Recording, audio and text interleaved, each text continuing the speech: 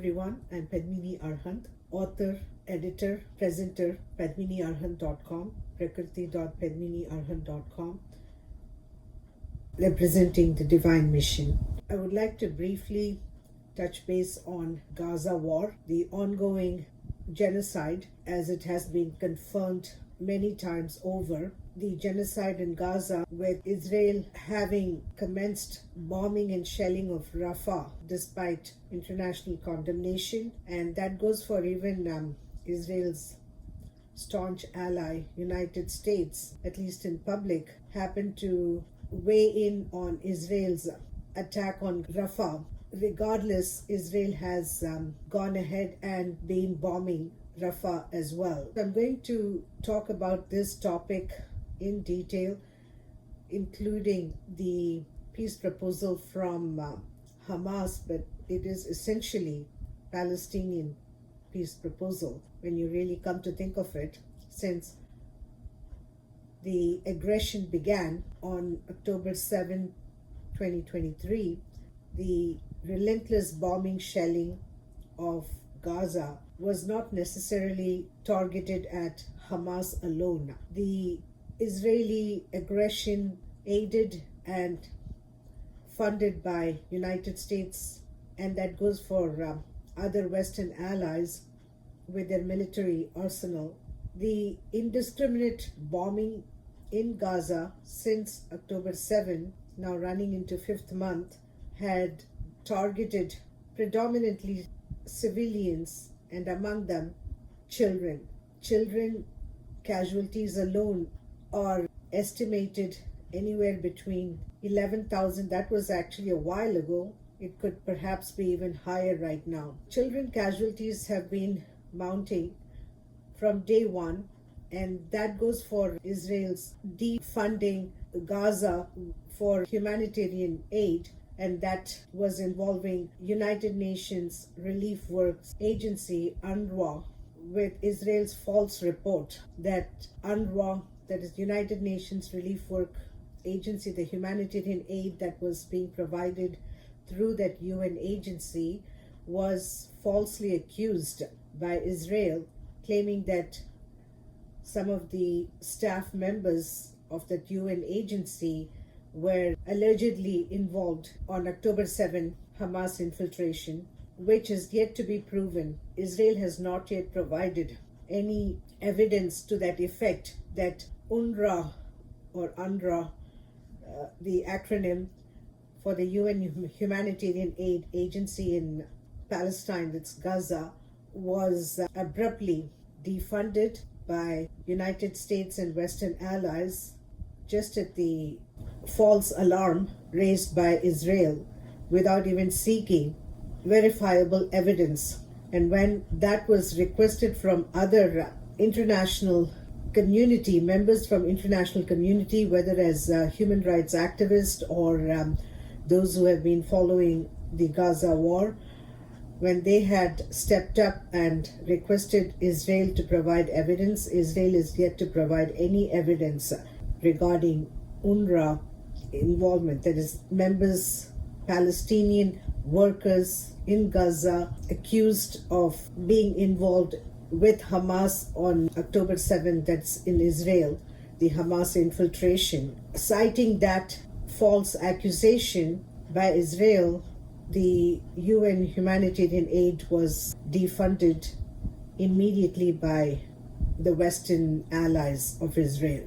But then Israel's funding continues from United States. The $3.8 billion, the annual aid, has not been suspended or withheld despite Israel's relentless bombing and shelling since October 7 in Gaza, and that goes for rest of Palestine, like East Jerusalem and elsewhere, where there has been tremendous violence from Israeli forces as occupiers, and that goes for the settlers in West Bank as well. Despite the relentless violence that has continued since October 7, there has been no suspension of financial aid by United States, and that goes for the military weapons from Western allies to Israel. There is a sharp distinction, rather discrimination, when it comes to treating warfare and aggression towards civilians.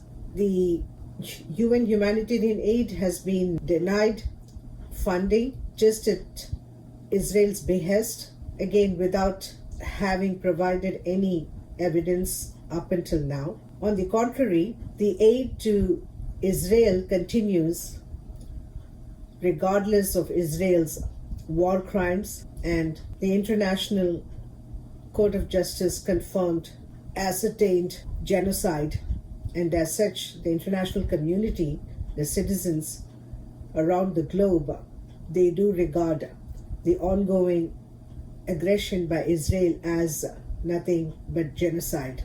This is the topic that needs to be discussed in detail. That was done earlier on the same topic with Hamas peace proposal in 3 stages, and that peace proposal calls for permanent ceasefire. Obviously, nothing can be done unless there is ceasefire, and that is the most important and preliminary step prior to even beginning any talks on this issue. The ceasefire is definitely a number one priority which has been neglected so far by Israel.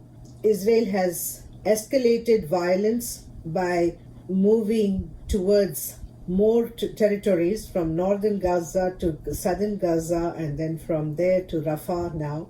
There is nothing left of Gaza in terms of Israel's targets, and the bombing and shelling continues with more casualties, all happening despite international community demanding a ceasefire which has not been adhered to, and it has been just completely rejected by Israel and the Western allies so far, which is definitely a tragedy, not only in terms of the innocent civilian population paying the price for no fault of theirs. It is also a travesty of justice when it comes to Western evaluation of their own allies' aggression against innocent people, and that to unarmed civilians in a densely populated territory like Gaza. This is the topic that will be discussed further in detail, especially with the focus on the peace proposal. Like I mentioned, the peace proposal presented by Hamas is not necessarily the Hamas peace proposal. As a matter of fact, it has to be regarded as the Palestinian peace proposal, since the Palestinian lives have been claimed and consumed in this ruthless, merciless bombing, sparing no moment and providing no opportunity for the innocent civilians to even run for their life. Children have suffered enormously, and then there is also the starvation, infection, lack of medical facilities, with hospitals and health centers bombed continuously from day one. This has been an unstoppable, brutal, enormously focused on civilian areas with residential buildings, schools, hospitals, and all the public premise and facilities are the ones that have been targeted in the 5-month aggression by Israel, backed by Western allies with United States in the front line. I will touch base on this topic in detail, and that will follow in due course. That would be pretty soon. I appreciate your attention and interest. Thank you.